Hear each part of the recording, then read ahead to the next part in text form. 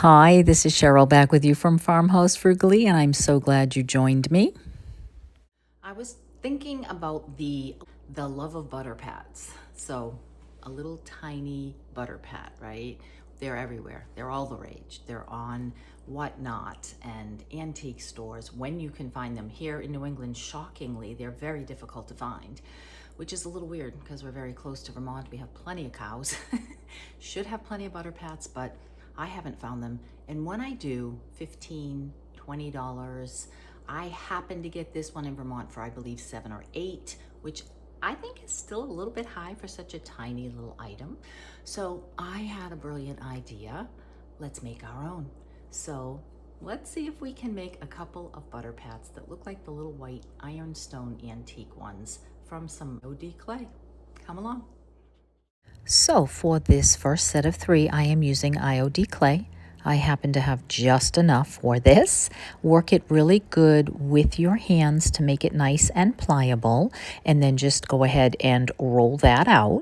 A couple of weeks ago at the Goodwill bins, I happened to have picked up this biscuit cutter, which is the perfect size for this. So I'm going to cut that.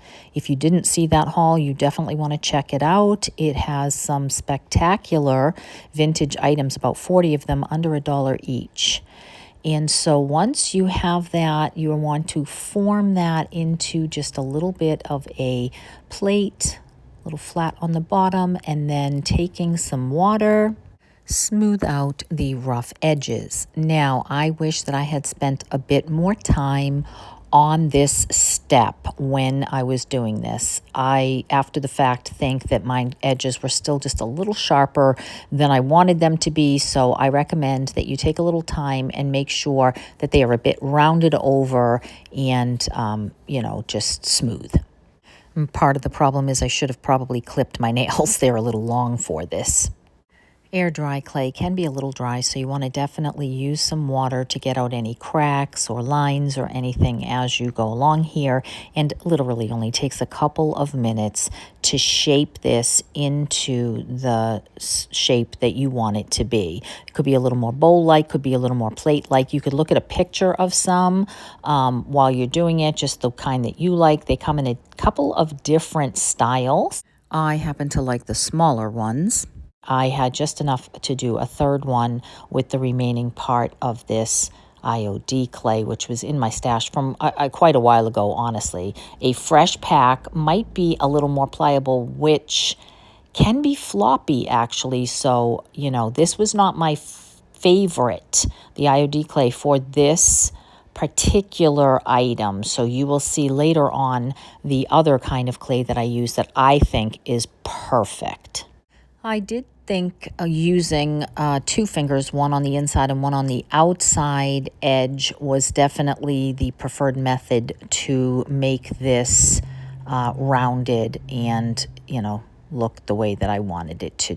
And then once this is finished, I am going to cover that with the shiny high gloss Mod Podge here, because ironstone has a tendency to be a bit on the shinier side, but certainly you could use the matte here as well. You could also paint these, but you are going to have to give it a little something. You could even spray them once they're dry. But I am actually putting this one coat on while they're still a little wet, because I want to prevent cracking with this air dry clay if at all possible.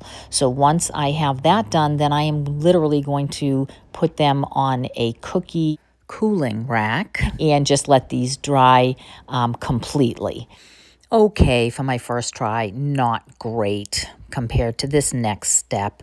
So now I am using this Model Magic, and this stuff is perfect for what I had in my mind for the old antique butter pats that are chunky, white, ironstone, a little bit misshapen, not perfect, but really that's the clay I would highly recommend to get this look. So I'm doing the same thing, keeping them a little bit thicker. And before I do the plain ones, I decided I'm going to try a fancy one. So I am rolling a vintage doily into the clay pretty substantially to try to get that really good pattern in there. And then I am taking the biscuit cutter to get the round shape that I want and pulling the excess off.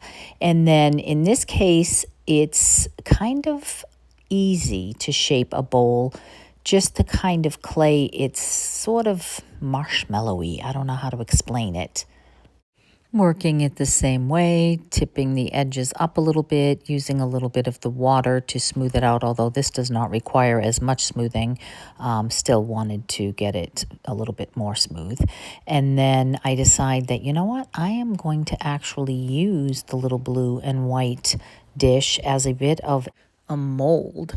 And then I just sort of formed it around and around and around and kind of used that as the base, which worked really well. And then let that stay there overnight. This clay, technically, I would say takes a good week to actually harden. It's a little bit squishy for the first few days. Put the Mod Podge on that as well, only on the top for now. And then in a couple of weeks, when I know that it's really cured, I will cover it again with another coat. Absolutely beautiful. Love it. And then here I am doing the same thing without the doily. I am just taking that same Model Magic clay, which is very inexpensive. And I am using the smaller biscuit cutter. I think I used a little bit of a bigger cutter for the doily one, but this time I want these to be just small and little chunky, and just shaping them, again, using a little bit of water and shaping them right in my hand between doing it in your hand and doing it down. I wanted a flat bottom, so I kept pushing it down against the counter and then going round and around the edges just to get that shape rounded. Didn't take long at all. And I would definitely say that it is by far the easiest to use, this Model Magic. So I highly recommend that if you like this chunky look. So I went ahead and did 3 because, of course, in home decor, it's always nice to have stacks of 3. But I will do this again and make a few more, I think, and just kind of get a couple different sizes and different shapes and different thicknesses just to play with it. And so here we are, and I absolutely thoroughly enjoyed this. Absolutely in love with these. And then here are the thin ones that I did first. These are stacked, and these are nice, but again, I would definitely take more time with the edges and make sure I get that shape just like I wanted it to be.